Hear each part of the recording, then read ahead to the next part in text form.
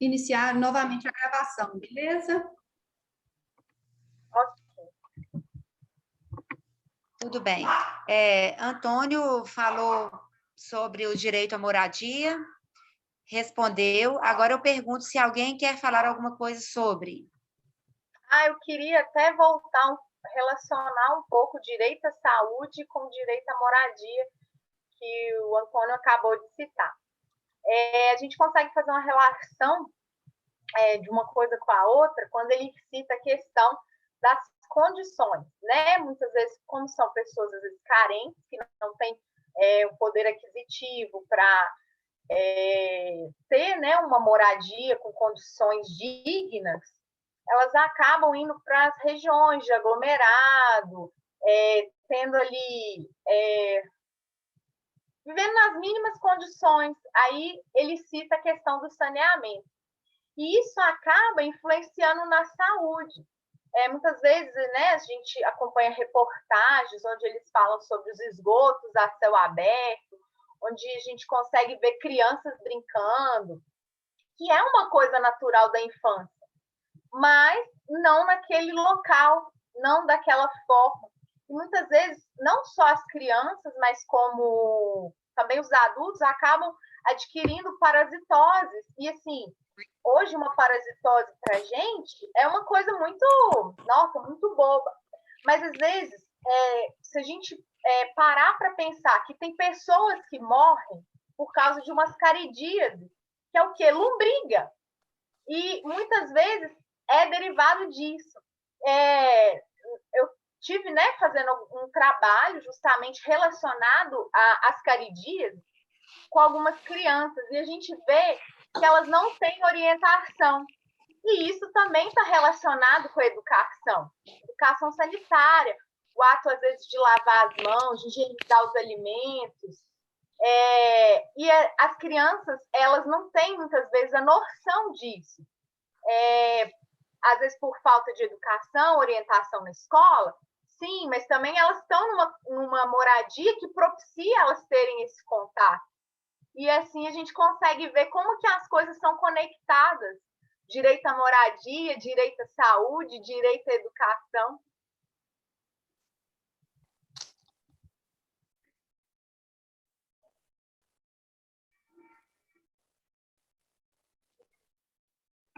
Beth, seu microfone está desligado. Vamos então continuar. Obrigada, Josiane, pela sua resposta. Vamos falar agora sobre o direito à educação. Sobre esse direito à educação, esse direito está sendo atendido? Bom, deixa eu falar o que eu acho. Como eu disse, eu não sou da área da educação, então eu vou falar a partir da percepção que eu tenho, assim, como estudante que eu fui, como irmã de professora, né? Como mãe e tia de alunos, estudantes que vão desde a educação infantil até a pós-graduação. Então, o que eu vejo? É que, de um tempo para cá, principalmente, com a pretensão de fazer valer o direito a todos à educação, foi determinado que as crianças fossem cada vez mais cedo matriculadas nas escolas, né? E isso tem sido feito. Só que eles se esqueceram de considerar que o direito à educação ele vai muito além de uma matrícula numa escola e uma carteira numa sala de aula, né? Porque esse direito passa por uma capacitação dos professores, as condições que vão ser fornecidas tanto aos professores, aos alunos, a todos os envolvidos na escola, né, e que não está sendo observado, né? Então, o que a gente vê hoje, que é até um paradoxo, são professores cada vez mais capacitados, com graduação, pós-graduação, às vezes 5 pós-graduações, mas cada vez mais despreparados para dar aula. Cada vez eu percebo assim que eles querem menos da aula, que eles gostam menos e por vezes até que eles não sabem como fazê-lo, sabe? Então eu percebo assim que as crianças pequenas, por exemplo, elas pulam etapas básicas assim num relacionamento escolar, por exemplo, ligados a relacionamento, a criatividade. As crianças não têm mais despertado nelas aquela vontade de estudar. Você não vê uma criança colorindo, lidando com um giz de cera, derretendo para colorir, apontando lápis para fazer uma florzinha, sabe? São atividades lúdicas que traziam as crianças para a escola. E hoje, cada vez mais, eles querem ensinar-lhe. Ah, o meu filho leu com 4 anos, mas às vezes essa criança não tem nem a coordenação motora para colorir, sabe? Então, eu acho que estão pulando muitas etapas. Outra coisa que tem chamado muito a minha atenção é assim, a desigualdade social, que de forma alguma está sendo observada na educação, né?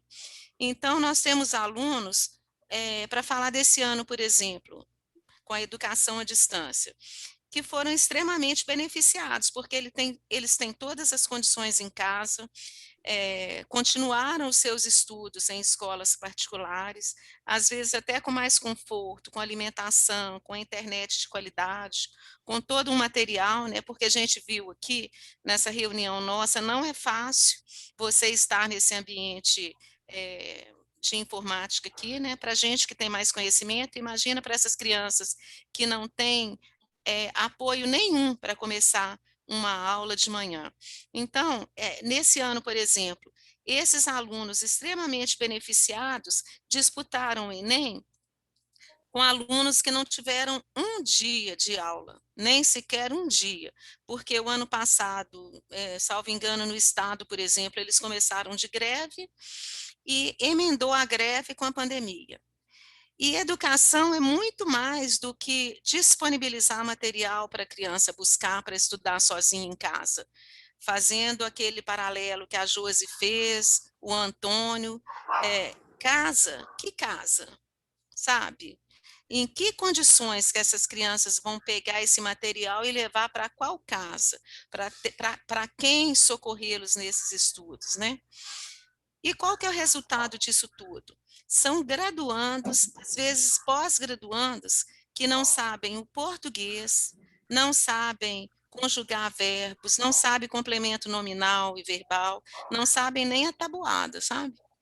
Outra coisa que me chama muito a atenção na escola, e mais uma vez eu falo como leiga, né, é o distanciamento entre os professores e alunos, né? De um tempo para cá eu sei, não pode mais chamar um professor, a professora de tia. Aí eu fico pensando assim, gente, que pena, porque eu acredito que uma vinculação afetiva, carinho, comprometimento, são coisas que auxiliam na educação. Ninguém consegue ensinar nada se não tiver esse vínculo afetivo. Nem a dirigir. Se você for tentar aprender a dirigir com um professor de autoescola e ele entrar no carro, aqui é a primeira, aqui é a segunda, dá ré, liga o carro, você não vai aprender. Tem que ter essa vinculação, essa afetividade, sabe? Que eu acho que está cada vez mais distante. O ensino à distância, ele só veio acentuar esse problema, sabe? Que já vem ocorrendo há muito tempo, né? Já tem muito tempo que a gente vê professores que não querem dar aula e alunos que não querem aprender. Eles querem ter o diploma e ficar livre da escola, né? E, por fim, falando aqui da educação, a partir da minha posição de tia de uma criança que é autista, a outra percepção que eu tenho é essa dificuldade da inclusão, porque, veja bem, decidiram com muita propriedade, com muito acerto, que todas as pessoas com deficiência têm direito à educação em condições de igualdade com os outros. Mas eles se esqueceram que essas pessoas têm necessidades especiais. Não basta também, como eu disse, com a educação em geral, você garantir uma matrícula numa escola junto com os demais alunos, sabe? Eu acho que eles têm que ter atendidas essas necessidades especiais deles, enquanto, né, portadores de necessidades especiais. Então, eu penso, se uma criança que não é portadora de necessidades especiais tem exigido do professor que ele tenha graduação, pós-graduação e toda a formação, por que que uma criança com portadoras de necessidades especiais, como um autista, por exemplo, algum aluno que tenha síndrome de Down, por que não se exige um preparo das auxiliares de inclusão, sabe? Eu vejo muito eles apenas matriculando esses alunos nas escolas, sem dar condições de que essas crianças se desenvolvam. Então, no final, o que acontece? Essas crianças, assim como as outras, elas vão passar anos na escola e vão sair sem ter ganho nenhum na educação, né? Então, resumindo a minha resposta sobre a educação é que não.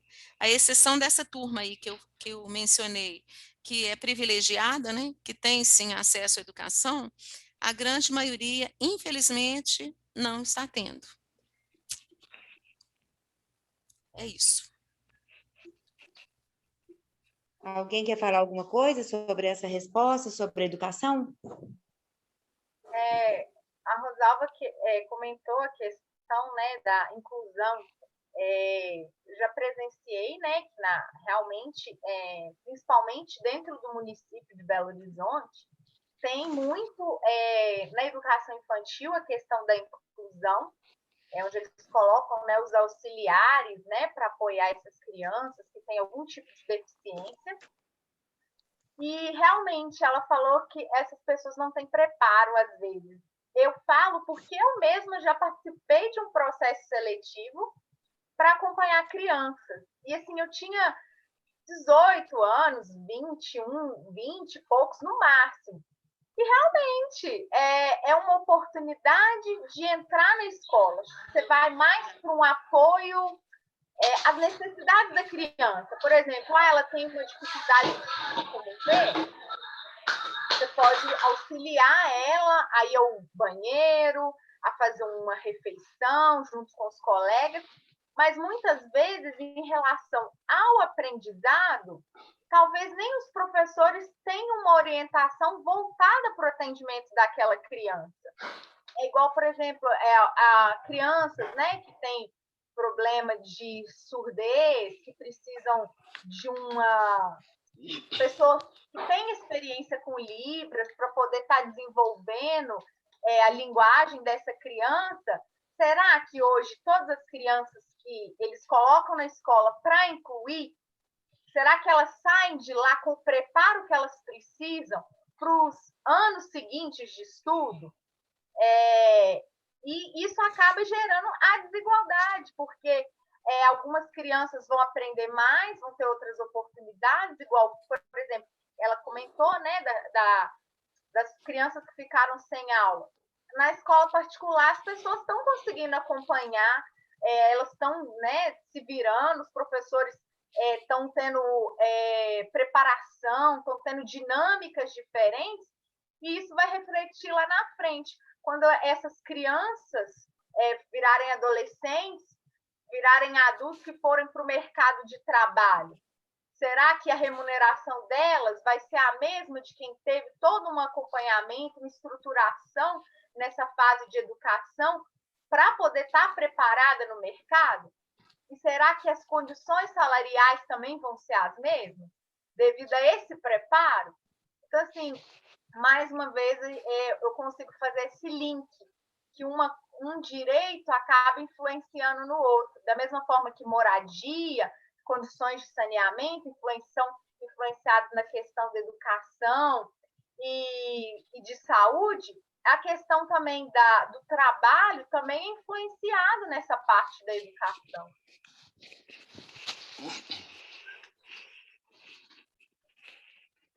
Muito bem. Posso falar rapidinho aqui? Só para aproveitar.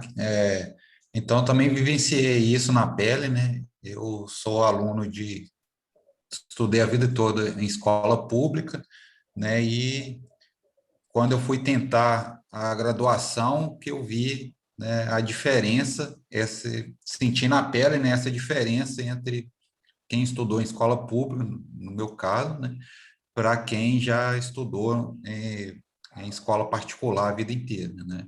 Então, eu tive que correr muito atrás, né? Foi muito mais difícil para mim, para acompanhar, né, do que para outras pessoas. E essa desigualdade aí no ensino tende a piorar muito agora nessa época dessa geração da Covid aí, né? Porque quem não tem essas condições básicas, né? Então, tem famílias aí que tem um computador aí para dividir para 3, 4 crianças tentarem fazer as suas atividades aí, né? Um celular, né? Sem internet, sem nada. Então, a tendência nos próximos anos aí é essa desigualdade disparar, né? E outra questão que eu acho que é bom, importante lembrar, que nós, muitas vezes, os professores aí, principalmente de escolas públicas, né, são heróis aí, a maioria deles, né, poucos que saem, né, dessa questão, né, que muitos, né, não têm estrutura nenhuma, não tem treinamento, não tem valorização, não tem estrutura básica para montar uma aula, por exemplo, uma aula online, usam recursos próprios, mesmo os poucos recursos, né, para tentar não deixar essas crianças aí, principalmente, sem nada, né? Então, a questão aí do ensino das crianças especiais, né? Então, tem essa política de inclusão, mas o governo, né, não prepara os professores, não há condições para os professores se qualificarem para conseguir atender essas crianças de forma adequada, né?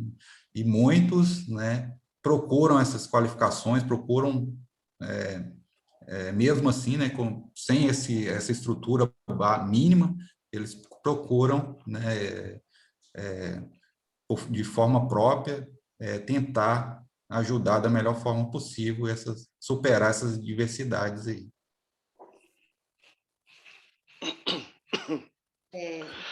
Agora, então, gente, a gente vai para a nossa última pergunta da roda, é sobre segurança. Todo indivíduo tem direito à vida, à liberdade e à segurança pessoal. Nos tempos de hoje, como vocês se sentem ao transitar pelas ruas de sua cidade?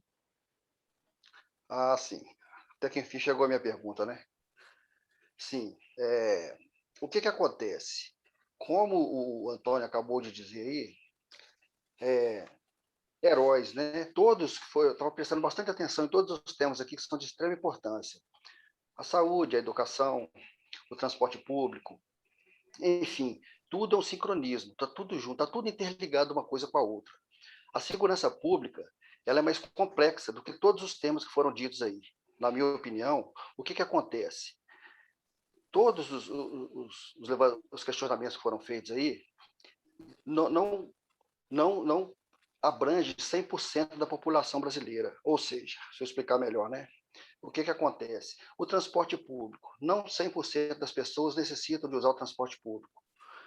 A saúde pública. Não todos precisam da saúde pública. Tem recursos próprios, tem uma realidade diferente de vida que não vão sofrer esses impactos que a Rosalva falou, de ficar numa fila, etc. e tal. A segurança pública, diferentemente disso, ela é mais ampla, ela é mais complexa. Todo cidadão brasileiro ele depende da segurança pública. O rico, o pobre, a criança, o jovem, o adulto, todo mundo precisa da segurança pública no fato de deslocamento, do ir e vir, de fazer cumprir os seus direitos, né? Então, a segurança pública, como que nós temos que fazer a segurança pública ser um direito fundamental? Hoje em dia, é muito comum que a população tenha uma liderança, se una, né, e faça acontecer. O próprio sistema de defesa social, ele pede isso à população. Eu, como cidadão hoje, se eu necessitar de uma demanda de segurança pública, eu sei onde procurar, entendeu? As pessoas têm de procurar e elas são recebidas, entendeu? E tem que ser feito dessa forma. Por exemplo, é uma questão que está acima de todas as que foram faladas aí, pelo seguinte: a escola, por exemplo, tivemos recentemente aí o caso lá do sul de Minas, as crianças que foram assassinadas com a professora lá, ou seja, faltou segurança naquele local, entendeu? A saúde pública, ela está, né, em diversas ocasiões a gente vê falar de coisas que acontecem ali dentro, depende de uma segurança mais ampla, uma segurança mais eficaz. Então, eu acho que a segurança pública, ela tem que ter o engajamento de toda a população, de toda a sociedade, tem que ter uma cobrança, tem que ter uma cobrança diária e contínua das autoridades, para que seja cumprido esse direito fundamental, que é tão importante para que a sociedade evolua, entendeu? A Josiane até comentou aí, Josi, né? Acho que é Josi. A Josi até comentou aí sobre o sincronismo que há de ter, né? Para ter uma boa escola, tem que ter uma boa moradia, né? O transporte público tem que funcionar, ou seja, uma coisa está ligada à outra. E a segurança não é diferente disso. A segurança, para ela funcionar, a escola tem que dar uma resposta eficaz, a pessoa tem que ter uma moradia adequada, entendeu? Para não causar problemas futuros e assim, consequentemente. Eu acho que é por aí, sabe? Alguém deseja falar alguma coisa, gente? O Sérgio fez uma observação que eu achei muito interessante, que foi a questão da responsabilidade da gente como cidadão em relação à segurança pública. Porque já aconteceu, não sei se aconteceu já com vocês, eu já passei por uma situação que eu fui assaltada, saindo da faculdade, à noite, o meu direito de segurança não foi garantido, infelizmente. E não aconteceu nada comigo, eu fiquei bem, mas assim, eu perdi um bem e a gente tem um choque quando acontece esse tipo de situação. E eu fiquei muito frustrada porque levaram o meu celular e, assim, não era um celular caro, mas era meu. E eu fui... e foi até engraçado, porque no momento que aconteceu, eu estava sob a passarela, assim que eu desci, eu encontrei uma viatura. Então, assim, por um lado foi interessante, porque eu pensei, poxa, meu direito não foi totalmente garantido, mas eu encontrei uma viatura. E aí o policial, falei, não, eu quero ir atrás, vamos procurar. O policial deu uma volta no quarteirão, descrevi como eram as pessoas. Ele deu uma volta e não achamos. Aí eu falei assim, então beleza, a gente não achou, eu vou na delegacia e eu quero registrar um boletim de ocorrência. E aí que está a cobrança, a parte do cidadão. Porque muitas vezes as políticas de segurança para determinadas regiões, elas são muitas vezes embasadas nas ocorrências que tiveram naquele local. E às vezes a gente fica descrente, você fala, para quê? Eu vou lá fazer boletim, não vai adiantar em nada. Eles foram atrás, não acharam, não vão achar, meu celular vai ser vendido para outra pessoa e nunca vão achar. Só que enquanto a gente tiver essa mente de não vai adiantar, não vai resolver, não vou procurar, não vou fazer nada, essas políticas não vão mudar. Às vezes, numa determinada região acontecem vários assaltos, mas se ninguém registra, para uma política pública eficaz naquele lugar, não é nenhuma necessidade, porque não existe nenhum registro. Então, não existe nenhum problema. Então, faz parte também do cidadão buscar, correr atrás, querer fazer valer o seu direito. Porque eu pensei assim, é um celular que não era caro, beleza, eu compro outro, mas era meu. E a partir do momento que eu registro, você registra, outro registra, naquela região eles começam a investir em mais policiamento, liberam mais verba para compra de viaturas, porque naquela região o índice de criminalidade aumentou, que só é visto após as pessoas fazerem os seus devidos registros, devidas ocorrências. Sim, falou corretamente, Josi. É isso que acontece mesmo. Realmente, eu acho que há uma omissão, sim, sabe? Há uma omissão muito grande da população em relação a isso aí. Por quê? Igual, por exemplo, você só procura um órgão de defesa social, uma polícia, ou seja quem for, quando realmente você está numa necessidade muito grande, diferentemente de um transporte público que todo dia você vai usar. Então, você vê que esses problemas ali todo dia.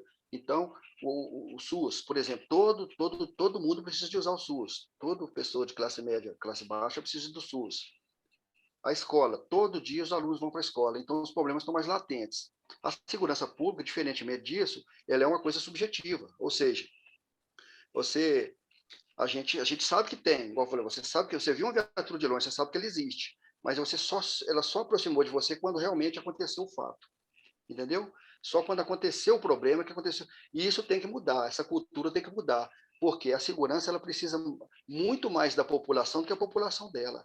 Ou seja, a população tem que levar as demandas, tem que levar as necessidades, entendeu? Para haver a transformação na política pública dela, nas ações, operações, etc. e tal, para que seja, né, melhorada a cada dia, entendeu? Isso aí que você falou você resumiu em poucas palavras o problema que a gente vive atualmente, entendeu?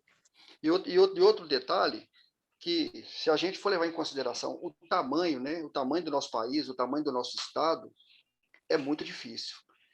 Todos os aspectos que foram levantados nesse bate-papo aqui, a gente precisa entender o seguinte: acho que os direitos existem, todos eles que nós falamos aqui. O direito a transporte, a segurança, a escola, né, a saúde, eu acho que todos os direitos eles existem, mesmo de forma precária, mas existe, precisa melhorar, entendeu? Mas para isso aí, precisa do engajamento da sociedade, cada vez mais. Eu acho que é isso aí. Quero acrescentar uma coisa aqui por fim. Tá. Pegando aqui tudo que o Sérgio disse, é engraçado porque, embora a segurança realmente ela seja uma necessidade de todos, né, como ele falou, realmente a sociedade tem uma visão ruim da segurança. É uma classe que não é valorizada. Você valoriza o médico, você valoriza a professora, mas o que a gente vê dia a dia nos jornais, o que é dito, é que o bandido hoje é que tem proteção. O policial, ele está sempre errado, sabe? É difícil você ver. Se ele faz certo, ninguém fala nada. Se ele faz alguma coisa que eles acham que não foi legal, eles acabam com a polícia em cima. Então, eu acho assim que a gente tem que mudar muito essa mentalidade da polícia, inclusive como criança. A gente tem, eu já cansei de ver pessoas amedrontando o filhinho assim: vou chamar a polícia para você. Se fizer isso, eu vou chamar a polícia para você. Assim, eles são tidos como inimigos, sabe? Então, eu acho que a polícia tem que passar a ser vista como amiga.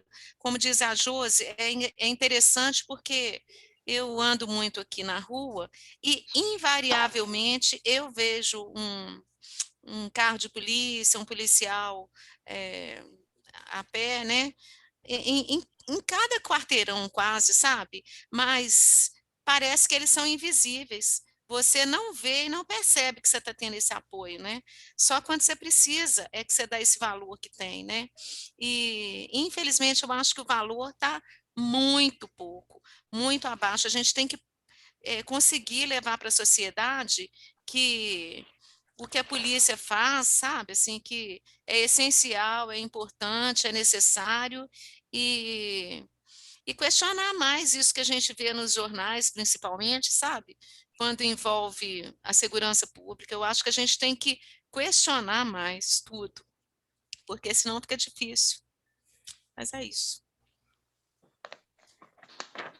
Então, gente, nós falamos hoje já sobre os direitos, né, relacionados a transporte, saúde, moradia, educação e segurança. Para encerrar essa nossa roda, nós gostaríamos de saber como vocês se organizam e elaboram as suas reivindicações no que se refere aos direitos fundamentados, fundamentais citados em cada uma das suas respostas. Como vocês procuram ajuda, como vocês se organizam para reivindicar cada um desses direitos aí que falamos aqui na nossa roda de conversa. Agora pode ser livre, pode ser à vontade aí, à medida que cada um for achando necessário, pode conversar sobre isso. Foi até interessante, né, você finalizar a reunião com essa pergunta, porque acabou que coincidiu aí com o que eu e o Sérgio, né, comentamos, que é a questão do, às vezes, a própria população não se faz presente. E muitas vezes ela tem o direito, ela nem sabe os direitos que ela tem, e ela não sabe a quem recorrer. Quem eu devo procurar? Muitas vezes a gente reclama muito, mas a gente procura pouco. E há um pouco tempo atrás, a minha mãe ela precisou, né, do sistema de saúde de uma maneira geral. Ela estava, né, fazendo algumas consultas e tal, e ela chegou aí no posto para fazer reclamação de consulta que ela precisava fazer, e ela já tinha 2 anos, que na verdade era um exame que ela estava para fazer, e já tinha 2 anos que esse exame estava para ser agendado e não foi marcado. E aí ela foi no posto, reclamou, chamou o pessoal, conversou, e aí uma das agentes do posto falou assim, olha, eu estou vendo que a senhora está com uma postura, né, assim, interessada, que a senhora, né, está insatisfeita, e teve uma reunião, e minha mãe foi convidada a participar dessa reunião, que ia ter a presença de um agente comunitário, que aí ele ia ouvir, né, as reivindicações das pessoas para poder levar aos órgãos de direito. Assim, eu achei muito interessante, porque é uma coisa dentro da comunidade, para trabalhar os problemas que cada região tem o seu. Às vezes uma região tem mais problema com segurança, outros com saúde, outros com educação, e você ter um agente comunitário para ouvir essas pessoas, poder debater da forma que a gente está fazendo aqui hoje, mas ele poder pegar todas aquelas informações e poder levar para alguém, isso é muito benéfico. Aqui em Contagem, a prefeita atualmente é a Marília Campos, e assim, até então eu não acompanhava tanto. E aí eu comecei a seguir ela pelo Instagram, e aí a gente começa a ver o tanto que a tecnologia nesse sentido é interessante. Quando saiu a vacina, no caso para minha mãe, que já estava na idade dela, eu fiquei sabendo pelo Instagram. Muitas vezes a prefeitura comunica e divulga coisas, faz lives para a população, é super acessível. E você consegue ver algumas atitudes, algumas medidas que têm sido feitas pela prefeitura, que até então a gente só critica, isso está ruim, isso não está bom, isso não está certo. Mas nessas lives você consegue ver o que está sendo feito, e nesse mesmo momento você consegue mandar ali um comentário, dando a sua opinião para melhorar alguma coisa, reivindicar algum direito. Então, assim, eu acho que esse tipo de acesso também hoje facilitou um pouco a busca dos nossos direitos. Eu acho o seguinte, sabe? Hoje em dia, todos os órgãos constituídos, eles têm um local apropriado para a gente procurar, para a gente reivindicar, né? Ou seja, para a gente cobrar realmente. Porém, às vezes a gente, de forma isolada, a gente não consegue uma resposta à altura que a gente precisa. O pessoal tem que se conscientizar que tem de se procurar lideranças, pessoas com mais expressão, às vezes pessoas que têm mais representatividade na comunidade, para tentar chegar onde precisa chegar realmente para resolver o problema. Você comentou aí agora, Josi, sobre as redes sociais. As redes sociais veio para fortalecer isso para a gente. Porque a rede social hoje, o pessoal tem medo. O gestor hoje ele tem medo de ser colocado em xeque, entendeu? De ser questionado, de ser colocado a cara dele ali, entendeu? diferentemente da imprensa, porque a imprensa hoje, a gente sabe que a imprensa hoje ela passa o que ela quer passar, o que é conveniente para ela passar. A rede social hoje não. Hoje a pessoa, ela pensa 2 vezes antes de fazer qualquer coisa, porque ela pode ser exposta a qualquer momento. A rede social hoje veio para contribuir nesse aspecto aí. Então, o gestor hoje, ele tem esse cuidado, ele sabe que isso pode ocorrer, a gente está vendo todos os dias ocorrer isso aí, entendeu? Mas eu acho que se a pessoa galgar, seguir os passos que ela tem que seguir, todo lugar, todo órgão tem um setor específico para a gente conversar. Eu já fui em vários, sempre fui recebido. Às vezes resolver o problema não resolve, mas que existe, entendeu? Eu acho que as pessoas não podem deixar de procurar, de forma nenhuma. Eu acho que é isso aí.